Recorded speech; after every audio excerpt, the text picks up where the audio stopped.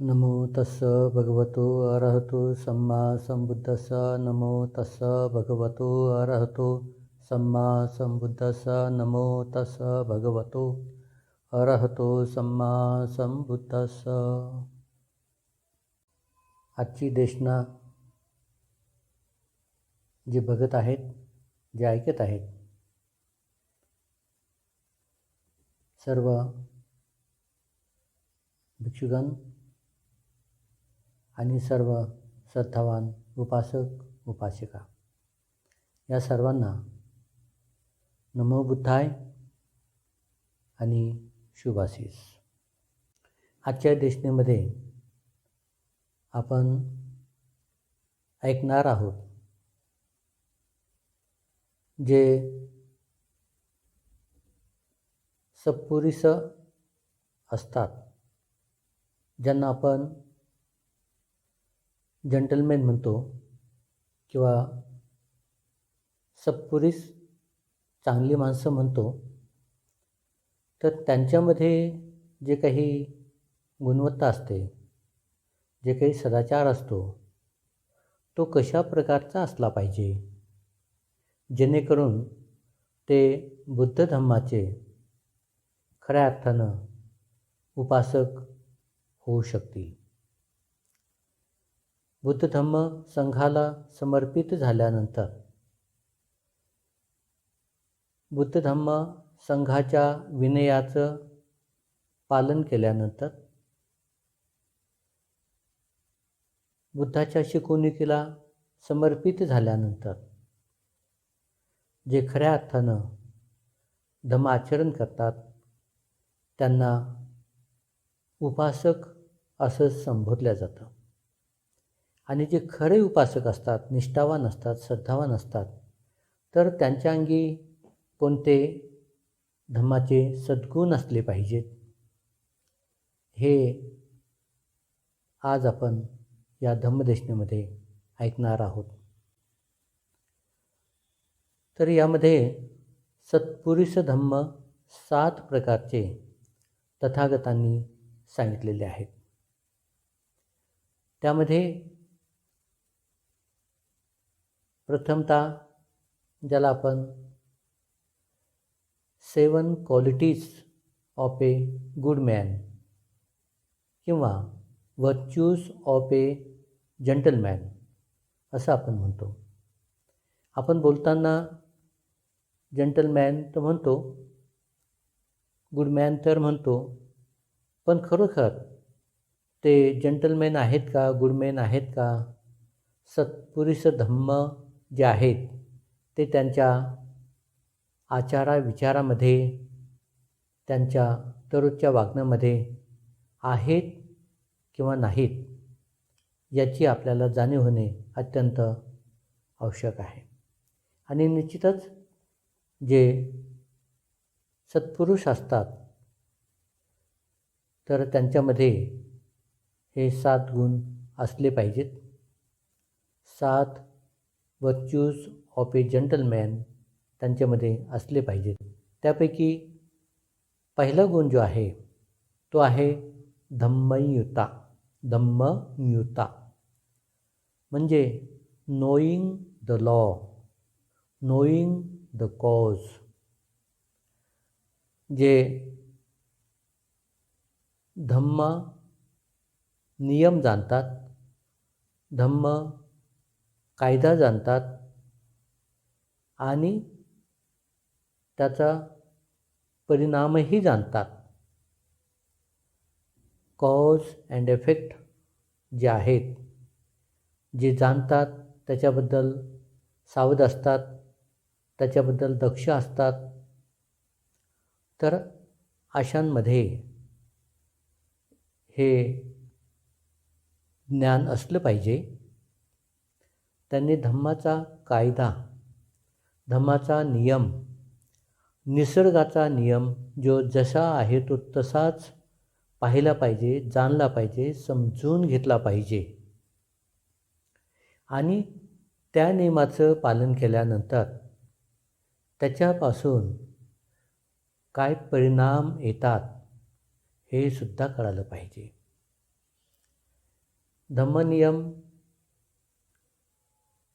जो आहे, धम्माचं जे खरं लक्षण आहे, स्वरूप आहे, हे जशाच्या तसंच जाणलं पाहिजे, समजलं पाहिजे, समजून घेतलं पाहिजे. हे अत्यंत महत्त्वाचं आहे. तर धम्म म्हटल्यानंतर धम्माचे सुद्धा 2 प्रकार पडतात. धम्म ज्याला आपण नॅचरल लॉ म्हणतो, नैसर्गिक जे तत्व आहे, प्रणाली आहे, ती नेहमी सातत्याने गतिशील असते. ती सातत्याने कार्यरत असते. जशी असेल ती तशीच आपण पाहिली पाहिजे. आणि म्हणून धम्माचे अशा पद्धतीनं 2 प्रकार पडू शकतात. एक आहे कुशल धर्म, त्याला आपण धम्म म्हणतो. कुशल धम्म, ज्या धर्माचं, ज्या धम्म नियमाचं, धम्म कायद्याचं पालन केल्याने मनुष्य कुशल कर्म करतो आणि कुशल कर्माचं फळ सुख, शांती, आनंद, समाधान, सुगती आणि शेवटी याला आपण मुक्ती म्हणतो किंवा निर्वाण पद, दुःखमुक्तीचा मार्गाने आचरण करून दुःखाचा शेवट आपण करतो, अंतिम सुखाची प्राप्ती करतो. तर हे कुशल धर्माचं पालन केल्याने माणसाच्या जीवनामध्ये हे सुखद असे परिणाम उत्पन्न होतात. म्हणून जी माणसं धम्म विनयाचं पालन करतात, शीलाचं पालन करतात, सदाचाराचं पालन करतात, तर अशी माणसं जीवनामध्ये जास्तीत जास्त सुख भोगतात, आनंद, संतुष्टी, समाधान परिपूर्णपणे ते प्राप्त करतात. म्हणून माणसाने कुशल धर्माचं पालन केलं पाहिजे. कुशल धर्माचं फळ नेहमी सुख आणि सुगती माणसाला मिळत असते. म्हणून धम्माचा जो काही नियम आहे, कुशल कर्म केले तर त्यापासून माणसाला पुण्य प्राप्त होतं. कुशल कर्म केले तर माणसाची दुःखापासून सुटका होते. कुशल कर्म केले तर मनुष्य जीवनाचं अंतिम ध्येय गाठू शकतो, ज्याला आपण निर्वाण म्हणतो. दुःखमुक्तीची अवस्था तो प्राप्त करू शकतो. भवचक्र, जन्म मरणाचं जे दुःखाचं चक्र सातत्याने गतिमान असतं, तर ते दुःखाचं भवचक्र तो कुशल कर्म केल्याने, आचरण केल्याने तो थांबवू शकतो. म्हणून जसे कर्म असतील तसे त्याची फळं मिळत असतात. आणि माणसाच्या जीवनामध्ये कोणताही मनुष्य, कोणताही सजीव सत्व दुःखापासून, भयापासून, भीतीपासून, रोगापासून, आपत्ती विपत्तीपासून, विनाशापासून मुक्त होण्यासाठी प्रयत्न करत असतो. तर त्यामुळे माणसाने कुशल कर्म केले पाहिजेत. जी माणसं धम्माचा नियम समजत नाही, धम्माचा कायदा समजत नाही, धम्माचं लक्षण स्वरूप समजत नाहीत, जे त्याबद्दल अज्ञानी राहतात, तर अशी माणसं आपल्या अज्ञानाने अकुशल कर्म करतात, वाईट कर्म करतात. आणि वाईट कर्म केले तर निश्चितच त्यांच्या कर्माचं फळ त्यांना दुःख उत्पन्न करते. वाईट कर्माचं फळ जे शिलाचं पालन करत नाही, जे बुद्ध धम्म संघ यांच्या मार्गानुसार चालत नाहीत, ते अधोगती दुर्गतीला जातात. अज्ञानामध्ये ते रममान होतात आणि आपल्या जीवनाचं अतोनात नुकसान करून घेतात. तर अशा प्रकारचे जे जे अकुशल कर्म त्यांच्याकडून घडतं, त्या अकुशल कर्माचा परिणाम त्यांच्या जीवनामध्ये दुःख, भय, भीती, रोग, आपत्ती, विपत्ती, संकट, धोके, विनाश आणि शेवटी दुर्गती त्यांना प्राप्त होते. म्हणून जो सत्पुरुष आहे, जो खऱ्या अर्थानं उपासक आहे, त्याची गुणवत्ता आहे की त्याने धम्माचा नियम, धम्माचा कायदा, धम्माचा विनय जाणला पाहिजे, समजून घेतला पाहिजे. त्याचे जे काही परिणाम होतात ते सुद्धा समजून घेतले पाहिजे. म्हणून जसे कर्म केले तसे फळ मिळत असतात. कुशल कर्म केले तर कुशल फळं मिळतील, पुण्य प्राप्त होईल. आणि अकुशल कर्म केले तर अकुशल फळ मिळेल, पापकर्म त्याच्याकडून घडतील आणि त्याच्या जीवनामध्ये दुःख उत्पन्न होईल. येथे भगवान बुद्धाने अत्यंत जे उपासक आहेत, जे भगवान बुद्धाचे फॉलोअर आहेत, भगवान बुद्धाचे शिष्य आहेत, अशांना सजग केलेलं आहे. आणि त्यांच्या मनामध्ये जी काही अज्ञानामधून उत्पन्न होणारी भय, भीती, अंधश्रद्धा, अंधविश्वास, कर्मकांडामध्ये जे फसलेले असतात, त्यांना सावरण्यासाठी भगवान बुद्धाने धम्माचा नियम, धम्माचा विनय, धम्माचा कायदा त्यांना स्पष्टपणे सांगितलेला आहे. जसे तुम्ही कर्म कराल तशीच तुम्हाला त्याची फळं मिळतील. कर्म करणारे तुम्ही आहात, त्याचं फळ भोगणारे तुम्हीच आहात.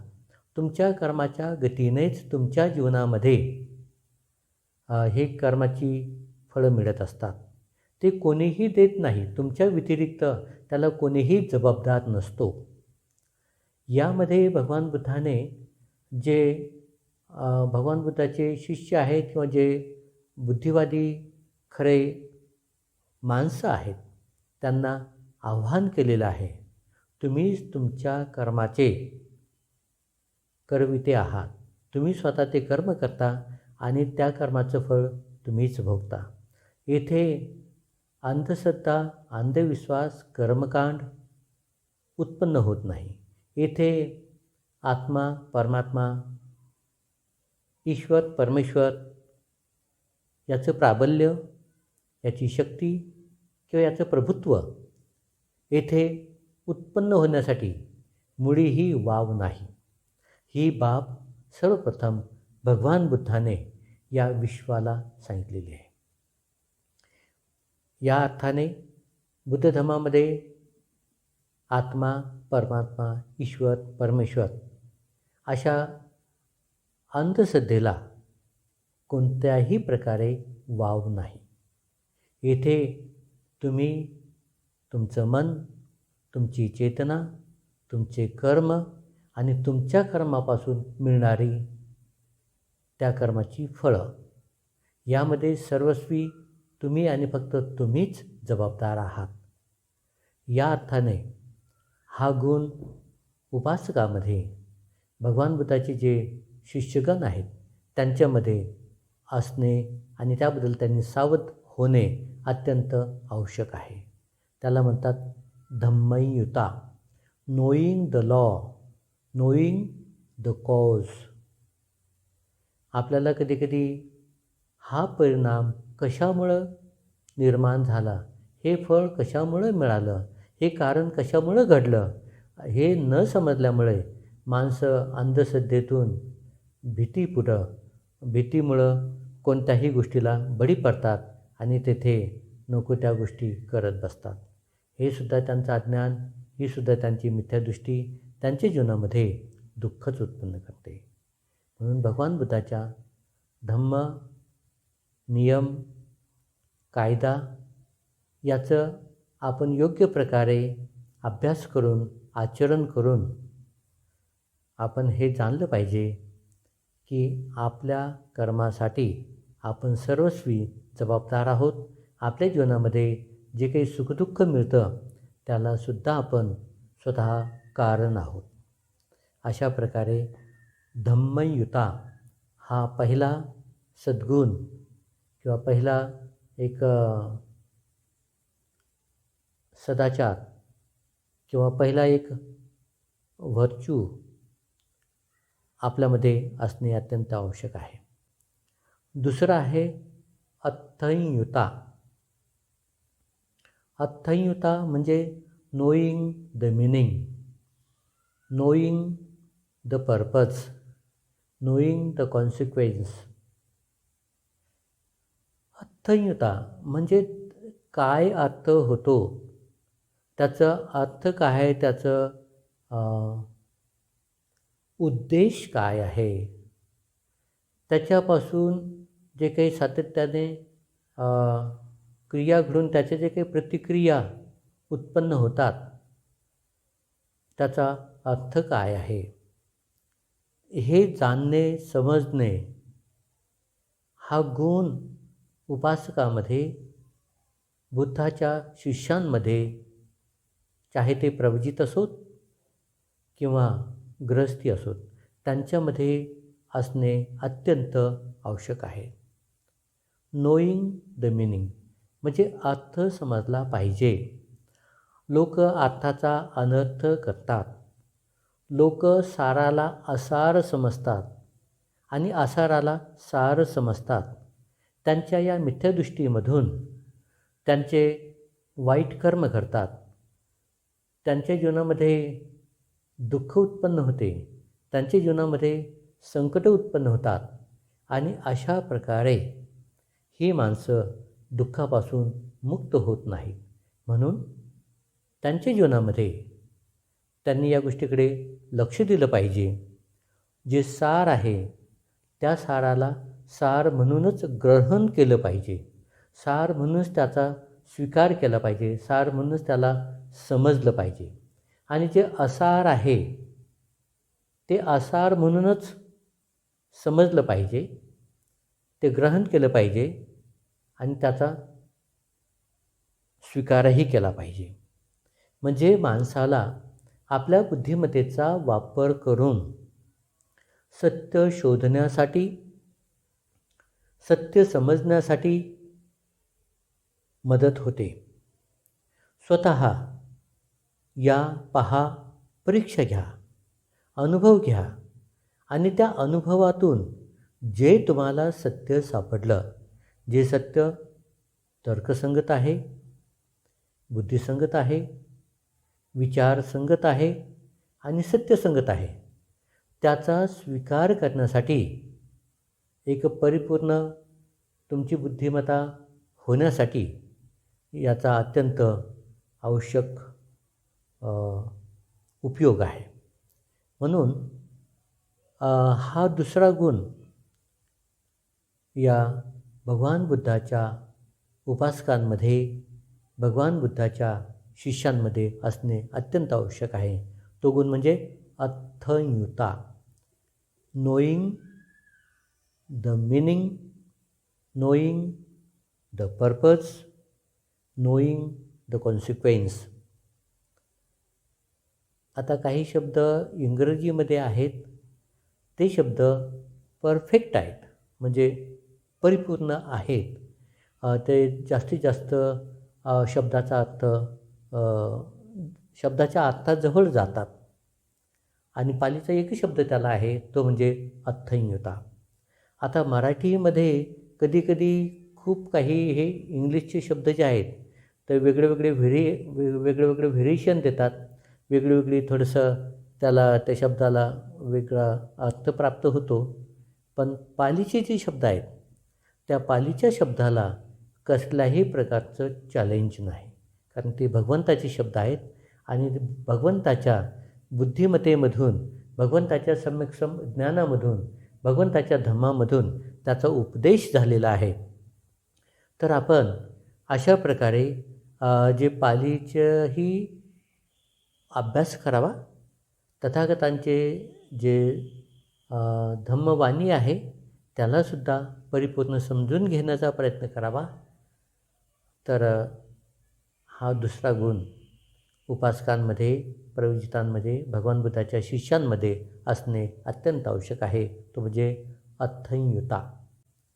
तिसरा गुण जो आहे तो आहे अत्तंयुता. अत्तंयुता म्हणजे नोईंग वनसेल्फ, स्वतःला जाणणे, स्वतःचं परीक्षण करणे, स्वतःला ओळखणे, स्वतःच्याबद्दल सजग जागरूकता बाळगणे, स्वतःचं जे काही अस्तित्व आहे, स्वतःचं जे लक्षण आहे, स्वतःचं जे काही वागणं आहे ते धम्माच्या ज्ञानाने स्वतःला ओळखणे. स्वतःला ओळखणे, स्वतःला परीक्षण करणे, स्वतःला जाणणे म्हणजे स्वतःमध्ये जे काही सद्गुण आहेत, अवगुण आहेत ते जसेच्या तसे पाहणे, जसेच्या तसे जाणणे, समजणे आणि स्वतःला ओळखणे. स्वतःमध्ये सद्गुण असतील तर ते सद्गुण कमी होणार नाहीत.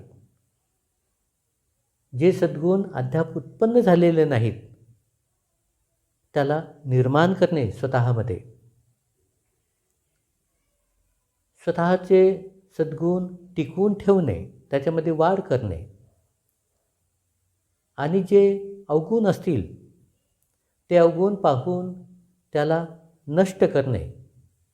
जे अवगुण निर्माण झालेले नाहीत, ते निर्माण होणार नाही याबद्दल सजगता बाळगणे, जागृत राहणे, प्रयत्नशील राहणे. म्हणून स्वतःला ओळखणे अत्यंत आवश्यक आहे. अनेक माणसं अनेक बाबीमधून स्वतःचं अस्तित्व दाखविण्यासाठी नको ते प्रयत्न करतात. स्वतःचा अहंकार, स्वतःचा गर्व, स्वतःची धनसंपत्ती, स्वतःचं सौंदर्य, स्वतःचं शक्ती दाखवतात आणि स्वतः असं दाखवतात की मी इतरांपेक्षा कसा श्रेष्ठ आहे, इतरांपेक्षा कसा वेगळा आहे. हे असं दाखवण्याचा आटोकाट प्रयत्न जी माणसं करतात अशी माणसं खरोखरच अज्ञानी असतात. अशी माणसं खरोखरच मिथ्यादृष्टीची असतात. स्वतःचं स्वरूप ओळखणे, इथे मी, माझंही स्वरूप, माझंही सौंदर्य, माझंही अस्तित्व हे क्षणभंगूर आहे, बदलणारं आहे, नष्ट होणारं आहे, मरणधर्मी आहे, परिवर्तनशील आहे आणि ही माझी सत्यता आहे. माझं जे शरीर सुंदर दिसतं, निरोगी दिसतं, हे सुंदर शरीर हे सर्व प्रकारच्या गंदगीने, सर्व प्रकारच्या अशुभतेने भरलेलं आहे. ही जी शरीराची जी त्वचा आहे, ही शरीराची जी काही चामडी आहे, डोक्यापासून तर पायापर्यंत या शरीराच्या त्वचेमध्ये काय काय दडलेलं आहे. सर्वस्व दुर्गंधीयुक्त आहे, सर्वस्व अशुभ आहे, सर्वस्व तिरस्कारणीय आहे. बाह्य सौंदर्याला भुलून माणसं अहंकारी बनतात.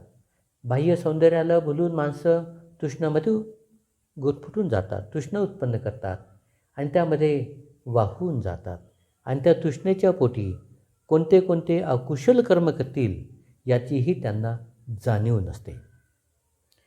क्रूरतेची परिसीमा गाठतात, हिंसा करतात, हत्या करतात, चोरी करतात, व्यभिचार करतात, खोटं बोलतात, नशापतन करतात आणि आपल्या इच्छा, आपल्या वाईट सवयी परिपूर्ण करण्यासाठी प्रयत्नशील असतात.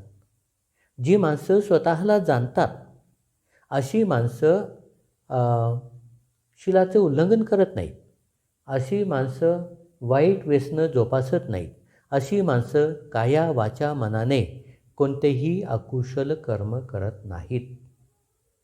जी माणसं स्वतःला ओळखतात, धम्म जाणतात, शरीराचं खरं स्वरूप जाणतात, मनाचं स्वरूप जाणतात, तर अशी माणसं नेहमी कुशल कर्म करतात. हे माणसाचं जीवन अमूल्य असं जीवन, या जीवनाचा काया वाचा मनाने कुशल कर्म करून त्याचा ते सदुपयोग करतात. स्वतः सुगतीच्या मार्गावरती आरूढ होऊन पुण्यकर्म करून इतरांनाही ते सुखी करण्याचा प्रयत्न करतात. तर अशी जी माणसं असतात ते आत्मयुता असतात, स्वतःला जाणणारी असतात, स्वतःला जाणून इतरांना जाणणारी असतात. मी काय केलं पाहिजे, मी काय नाही केलं पाहिजे, हे मन आणि शरीर किंवा हे पंचस्कंध याचा मी कशा प्रकारे उपयोग करावा की जेणेकरून मला या जीवनाच्या दुःखापासून मुक्त होता येईल. तर असा सद्गुण ज्यांच्यामध्ये असतो ते असतात आत्मयुता, नोईंग वनसेल्फ. बुद्ध म्हणतात, ज्यांनी स्वतःला पाहिलं, ज्यांनी स्वतःला ओळखलं, ज्यांनी स्वतःला जाणलं, स्वतःचं ज्यांनी परीक्षण केलं, त्यांनी धम्म जाणला, त्यांनी धम्म ओळखला, त्यांनी धम्म पाहिला. आणि ज्यांनी धम्माला पाहिलं त्यांनी मला पाहिलं. बुद्ध आपल्या वाणीमध्ये सांगतात, ज्यांनी धम्म पाहिला त्यांनी बुद्धाला पाहिलं. ज्यांनी धम्म स्वतःमध्ये उतरवला, त्याचा स्वीकार केला, त्याच्यानुसार आचरण केलं, स्वतःचं परीक्षण केलं आणि स्वतःला सावरलं, त्यांनी स्वतःचं रक्षण केलं. ज्यांनी धम्माचं रक्षण केलं त्यांनी स्वतःचं रक्षण केलं. ज्यांनी स्वतःचं रक्षण केलं ते धम्माचं रक्षण करतात. आणि म्हणून ज्यांनी धम्माचं रक्षण केलं, धम्म त्यांचं रक्षण करतो. आणि त्याच व्यक्तीला खऱ्या अर्थानं बुद्धाचा आपण काय म्हणतो आशीर्वाद किंवा बुद्धाची अनुकंपा प्राप्त होत असते. म्हणून हा गुण उपासकांमध्ये आणि बुद्धाच्या अनुयायामध्ये अत्यंत महत्त्वाचा आहे, आत्मयुता, नोईंग वनसेल्फ. चौथा गुण जो आहे मतयुता. मतयुता म्हणजे मॉडरेशन किंवा हाऊ टू बी टेम्परेट, म्हणजे स्वतःवरती संयम कसा ठेवावा, स्वतःवरती ताबा कसा मिळवावा, स्वतःवरती अनुशासन कशा प्रकारे करावं, कशा प्रकारे मध्यम मार्गाचं आपण पालन करून स्वतःचं रक्षण करावं, स्वतःच्या ध्येय उद्देशापर्यंत पोहोचावं, कशा प्रकारे आपण आपलं व्यावहारिक जीवन जगताना, दैनंदिन जीवन जगताना कशा प्रकारे आपण मध्यम मार्गाने जाऊन आपल्या ध्येय उद्देशापर्यंत पोहोचलं पाहिजे, अशा प्रकारचं जे सजगता, जागरूकता आपल्या आचाराविचारामध्ये, दैनंदिन जीवनामध्ये, आपल्या वागण्यामध्ये जे बाळगतात आणि ज्यामुळे ज्यांना त्यांच्या ध्येय उद्देशापर्यंत सहजतेने, विना सायास, विना संकट धोका उत्पन्न होता ते आपल्या ध्येय उद्देशापर्यंत पोहोचू शकतात. तो मार्ग आहे मध्यम मार्ग, ज्याला म्हणतो आपण moderation in our life, in our behaviour. म्हणजे आपल्या दररोजच्या वागण्यामध्ये मध्यम मार्गाचं पालन करून आपण आपल्या ध्येय उद्देशापर्यंत पोचलं पाहिजे. आपलं ध्येय उद्देश आपल्या जीवनाचं दुःख कमी करणे, आपल्या जीवनाचं जे काही संकट धोके असतील त्याचं निरासन करणे, सुखी होऊन समाधानी होऊन कुशल कर्म करून पुण्य संपादन करणे, इतरांना मदत करणे आणि इतरांनासुद्धा दुःखमुक्तीच्या मार्गाकडे नेण्यासाठी सहाय्यक बनणे. तर हे जे आपलं आचरण आहे, हे जे आपलं कर्तव्य आहे, ही जी आपली जबाबदारी आहे, ही अत्यंत मध्यम मार्गाने झाली पाहिजे. म्हणून असा जो एक गुण आहे, असा जो एक सदाचार आहे, असं जे एक वर्च्यू आहे ते आहे मतंयुता. तर हा गुण असला पाहिजे. त्यानंतर पुढचा एक सदाचार आहे किंवा पुढचा एक गुण आहे किंवा पुढचा एक वर्च्यू आहे किंवा पुढची एक क्वालिटी आहे, ती म्हणजे कालयुता. कालयुता, knowing the proper time, knowing how to be choose and keep the time.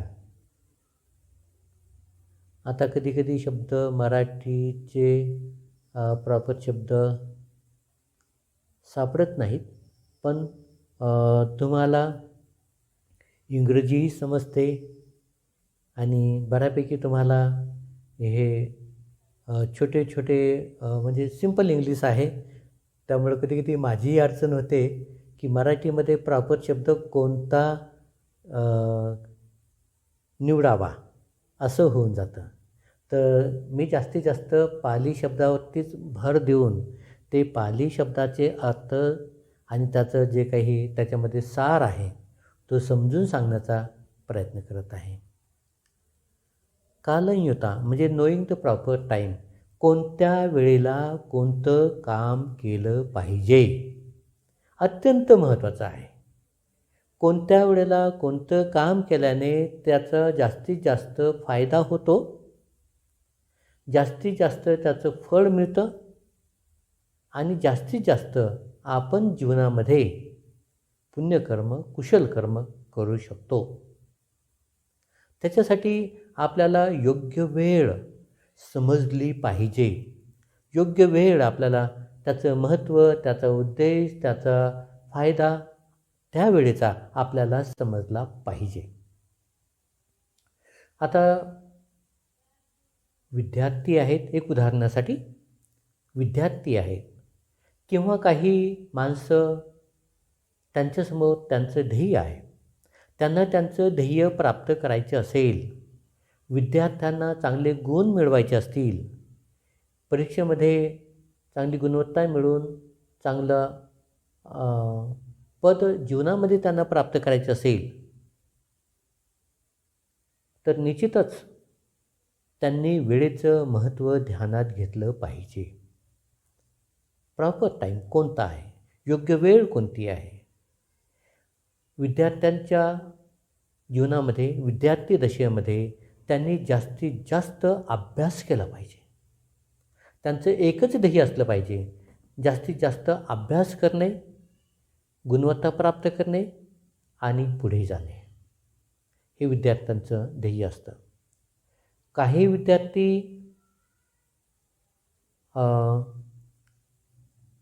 या अभ्यासाच्या कालावधीमध्ये टाईमपास करतात, खेळतात, अभ्यासाकडे लक्ष देत नाहीत आणि ज्यावेळेला परीक्षेचा टाईम येतो त्यावेळेला रात्रंदिवस पुस्तक घेऊन डोळे फोडून त्या पुस्तकापुढे बसतात. त्यावेळेला त्यांचं चित्त अशांत, उद्विग्न, चंचल, भयभीत, शंकायुक्त होतं आणि मग अशा वेळेला त्यांचा योग्य अभ्यास होत नाही. कारण त्यांनी सुरुवातीपासूनच अभ्यासाकडे लक्ष देणं त्यांचं जबाबदारी होती, पण ती जबाबदारी त्यांनी त्यावेळेला पार पाडली नाही. आणि म्हणून त्यावेळेला तो सगळी घाई करतो आणि घाई केल्याने पाहिजे तेवढं चांगलं फळ त्यांना मिळत नाही, चांगलं यश त्यांना मिळत नाही, चांगली मार्क्स त्यांना मिळत नाही. इथे त्यांची गुणवत्ता कमी पडते. जे काही लोक MPSC UPSCचा अभ्यास करतात त्यांनी सातत्याने अभ्यास केला पाहिजे, लक्ष दिलं पाहिजे, आपलं ध्येय उद्देश समोर ठेवलं पाहिजे आणि आपल्या ध्येय उद्देशाला पूर्णपणे समर्पित झाले पाहिजे. जर त्यांनी योग्य प्रकारे अभ्यास केला आणि परीक्षेच्या वेळेला अत्यंत शांतपणे, जागृत, सजग आणि अत्यंत सावधगिरीने सर्व प्रश्नाची उत्तरं दिलीत तर निश्चितच ते आपल्या ध्येय उद्देशामध्ये सफल होतील. त्यामध्ये कसलेही शंका किंवा दुमत राहणार नाही. आणखी एक उदाहरण आपल्याला देता येईल. शेतकरी जो निपुण शेतकरी असतो, जबाबदार शेतकरी असतो, कर्तव्यदक्ष शेतकरी असतो, तर शेतीची मशागत कशी करावी हे त्याला अवगत असतं, माहिती असतं. तो उन्हाळ्यामध्ये आपल्या शेती नांगरून वखरून तयार करून ठेवतो. पावसाळा आल्यानंतर योग्य प्रकारे पेरणी करतो, योग्य बीज टाकून पेरणी करतो आणि पुन्हा मशागत करून आपल्या शेतामध्ये पाहिजे तेवढं उत्पन्न विपुल प्रमाणामध्ये तो घेत असतो. हे निपुण शेतकऱ्याचं लक्षण आहे, कुशल शेतकऱ्याचं लक्षण आहे. योग्य वेळ काय आहे, योग्य वेळेला कोणतं काम केलं पाहिजे हे त्याला कळतं. पण जो निपुण शेतकरी नसतो, जो आळशी असतो, जो कष्टाळू नसतो, जो मेहनती नसतो, ज्याला वेळेचं महत्त्व कळत नाही, तो पावसाळा आल्यानंतर उन्हाळ्यामध्ये फक्त टाईमपास करतो आणि पावसाळा आल्यानंतर शेतीची मशागत करायला लागतो, नांगरण वखरण करतो आणि नंतर मग बीज टाकायला सुरुवात करतो. तर अशा प्रकारे त्याची शेती होत नाही. त्याला त्या शेतीमध्ये भरपूर असं विपुल प्रमाणामध्ये धान्य पिकत नाही, शेती पाहिजे तेवढं उत्पन्न देत नाही. त्यावेळेला तो नाराज होतो, निराश होतो आणि दुःखी कष्टी होतो. आणि बाकीच्यांची शेती चांगली आली, बाकीच्यांच्या शेतामध्ये धनधान्य विपुल प्रमाणात झालं आणि माझ्याकडे एवढी शेती असून कमी झालं असं म्हणून तो दुःखी होतो. म्हणजे ज्याला वेळेचं महत्त्व कळत नाही, जो आळशी आहे, निरुद्योगी आहे, निरुत्साही आहे, वेळेचं महत्त्व न समजल्यामुळे वेळ हातची निघून जाते आणि त्याच्या पदरामध्ये अपयश, दुःख, शोक, चिंता उत्पन्न होते. म्हणून जे खरोखर बुद्धाचे उपासक आहेत, बुद्धाचे अनुयायी आहेत, बुद्धाचे शिष्य आहेत, त्यांच्यामध्ये हा गुण असणे अत्यंत आवश्यक आहे. तो म्हणजे कालयुता, knowing the proper time, knowing how to be choose and keep the time अत्यंत महत्त्वाचं आहे. जर तुम्हाला तुमच्या जीवनामध्ये प्रगती गाठायची असेल, यश गाठायचे असेल, ते उद्देश सफल करायचे असतील, तर तुम्हाला या गुणाची माहिती असणं, या गुणाचं तुम्हाला स्मरण असणं आणि त्याबद्दल सावध असणं अत्यंत आवश्यक आहे. ते म्हणजे कालयुता. 6वा जे गुण आहे किंवा 6वं जे धर्म आहे तो म्हणजे परिसंयुता. परिसंयुता म्हणजे knowing the assembly, knowing the society.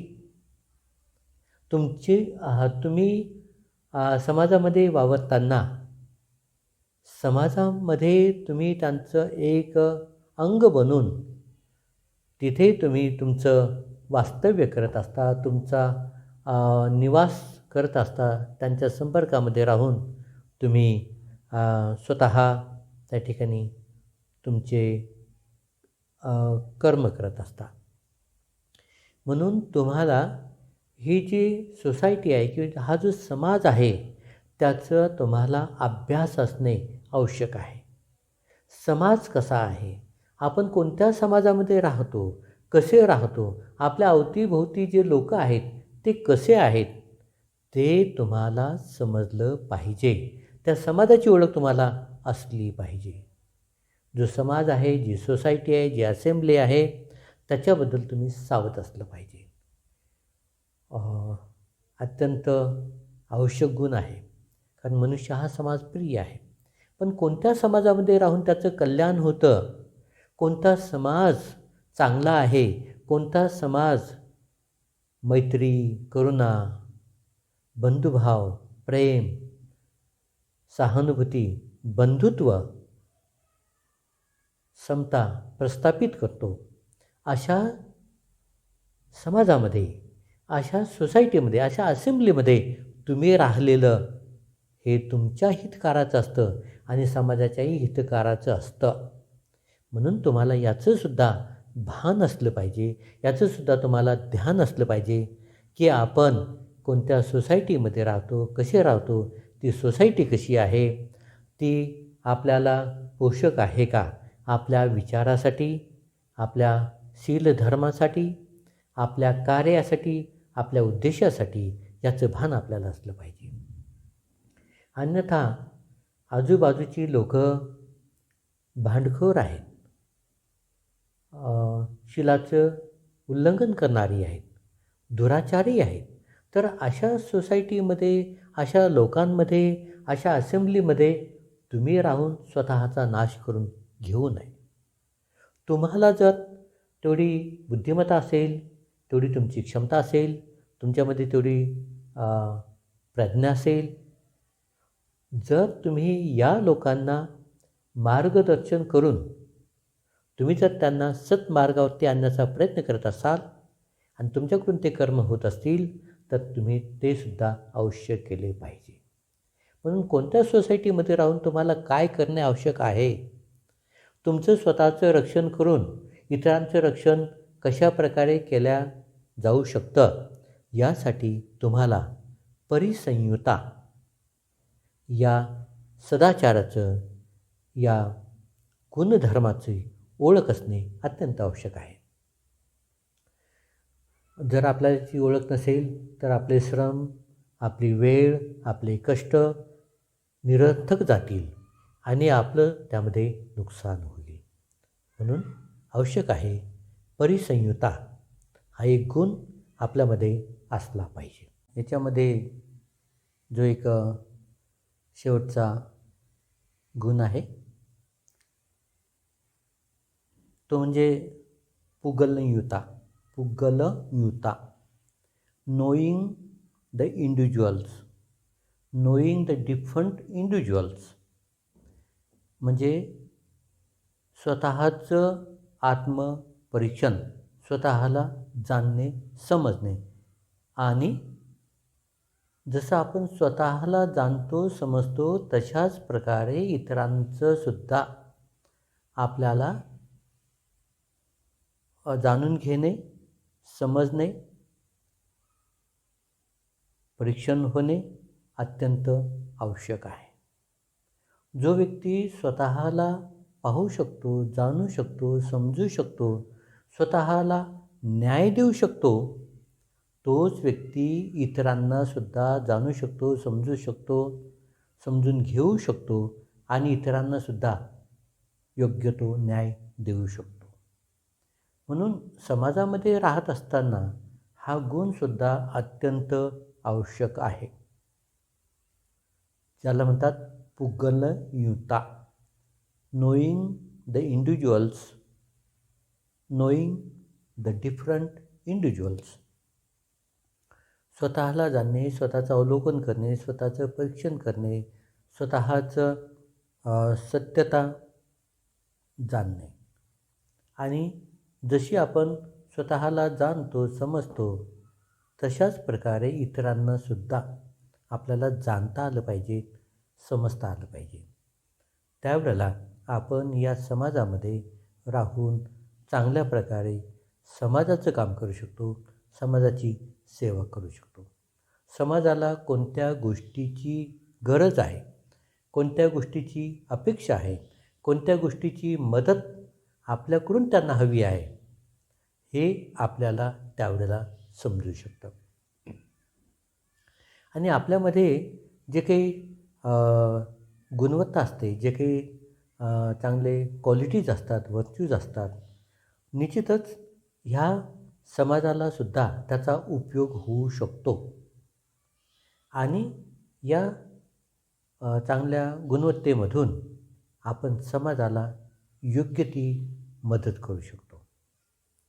म्हणजे आपल्यामध्ये जे जे काही चांगले गुण आहेत त्याचं संवर्धन झालं पाहिजे. जे जे काही वाईट गुण आहेत त्याचं निराकरण आपण केलं पाहिजे, ते आपल्यामधून नष्ट केले पाहिजेत. आणि आपण एक अत्यंत जाणकार, अत्यंत हुशार, अत्यंत कर्तव्यदक्ष, अत्यंत जबाबदार व्यक्ती म्हणून स्वतःचं आपण कल्याण केलं पाहिजे. आणि हीच भावना, हेच कर्तव्य, हीच जबाबदारी, हेच प्रयत्न आपण समाजामधील जे इतर लोक आहेत, जे आपल्या आजूबाजूला आहेत, वेगळे लोक आपल्या आजूबाजूला आहेत, त्यांचंसुद्धा कल्याण करण्यासाठी आपण त्यांना सहाय्यक बनलं पाहिजे. त्यांचे आपण कल्याण मित्र बनलं पाहिजे. त्यांचे आपण योग्य असे एक त्यांच्याबद्दल सहानुभूती ठेवून त्यांचे मदतगार आपण बनलं पाहिजे. म्हणून हा गुणसुद्धा अत्यंत आवश्यक आहे. आता हे सर्व आपण पालीचे शब्द, पालीचे गुण आपण ऐकले. कधीकधी आपल्या हे ध्यानामध्ये राहत नाही, आपल्याला ते समजत नाही. तर आपण पाली भाषेचाही अभ्यास करून पालीचे जे काही डिक्शनरी असते त्याचासुद्धा आपण उपयोग करावा. पाली भाषेचाही अभ्यास करावा. हे पालीची जी शब्दावली आहे ते नेहमी ऐकल्याने आपल्याला त्याचा अर्थ कळेल, सार कळेल. आणि एखाद्या वेळेला आपण पुन्हा हा शब्द ऐकला तर आपल्या पटकन लगेच आपल्या ध्यानामध्ये येईल की याचा अर्थ काय आहे. तर अशा प्रकारे सत्पुरुष धम्म सात जे भगवंतांनी सांगितलेलं आहे आपल्या धम्म वाणीमध्ये, ते एक आहेत धम्मयुता, knowing the law, knowing the cause. दुसरा आहे अर्थयुता, knowing the meaning, knowing the purpose, knowing the consequence. तिसरा गुण आहे अत्यंयुता, knowing the oneself. चौथा गुण आहे मत्तयुता, moderation, how to be temperate. म्हणजे मध्यम मार्गाने आपण कशा प्रकारे स्वतःला ॲडजस्ट करावं, स्वतःला परिस्थितीनुसार, वेळेनुसार किंवा आवश्यकतेनुसार स्वतःला कशा प्रकारे मध्यम मार्गाने बदलून आपल्या ध्येय उद्देशापर्यंत पोहोचावं, त्याला म्हणतात मत्तयुता. पाचवा जी क्वालिटी आहे किंवा पाचवी जी गुणवत्ता आहे ती आहे कालयुता, knowing the proper time, knowing how to choose and keep the time. तर हा गुणसुद्धा अत्यंत महत्त्वाचा आहे. सहावा गुण आहे परिसंयुता, knowing the assembly, knowing the society. हे सुद्धा अत्यंत आवश्यक आहे. आणि 7वा गुण आहे पुगलयुता. पुगलयुता, knowing the individual, knowing the different individuals अत्यंत आवश्यक आहे. स्वतःला जाणणे, समजून घेणे आणि इतरांनासुद्धा समजून घेणे. जे तुम्ही ऐकलं त्याच्याबद्दल पुन्हा पुन्हा चिंतन मनन करा, त्याच्याबद्दल विचार करा आणि भगवंताने आपल्या उद्धारासाठी, आपल्या कल्याणासाठी, आपल्या जीवनमुक्त अवस्थेसाठी आपलं हे जीवन, आपलं हे कार्य, आपलं हे धम्म आचरण किती महत्त्वाचं आहे याचा सखोल, गंभीर, अत्यंत प्रणीत अवस्थेमधून तथागतांनी हा उपदेश आपल्याला दिलेला आहे. आपण या उपदेशाचं निश्चितच पालन करावं, आपल्या जीवनामध्ये उतरावा आणि आपल्या जीवनाचं कल्याण आपण स्वतः करावं. हीच सर्वांच्या प्रती मंगलकामना आहे. भवतु सब्बमंगलं, भवतु सब्बमंगलं, भवतु सब्बमंगलम्.